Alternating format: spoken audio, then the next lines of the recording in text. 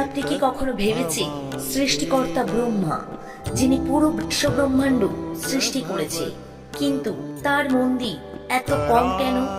যেখানে শিব আর বিষ্ণু অসংখ্য মন্দির আছে এই বিশ্ব ব্রহ্মাণ্ডে, যেখানে ব্রহ্মার পূজা প্রায় নেই বললেই চলে। এর পিছনে লুকিয়ে আছে এক রহস্যময় পুরাণ কথা। এক সময় এক মহাযজ্ঞের আয়োজন করেন ব্রহ্মা, কিন্তু তার সহধর্মিণী সরস্বতী সময় মতো পৌঁছতে পারেননি।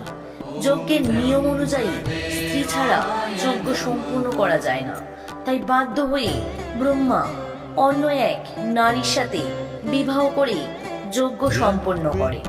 এই ঘটনা দেখে ক্রোধে ফেটে পড়ে সরস্বতী। তিনি ব্রহ্মাকে অভিশাপ দেন, পৃথিবীতে তোমার পূজা হবে না। সেই অভিশাপের ফলে আজও ব্রহ্মার মন্দির খুবই বিরল। সবচেয়ে বিখ্যাত মন্দিরটি রয়েছে রাজস্থানের পুষ্কর ব্রহ্মা মন্দিরে। কিন্তু এটাই কি পুরো সত্য, নাকি এর পিছনে লুকিয়ে আছে আরো গভীর কোনো দর্শন, যেখানে সৃষ্টিকর্তা নিজেই নিজেকে আড়াল রেখেছে? কমেন্টে লিখুন ওম ব্রহ্মায় নমঃ।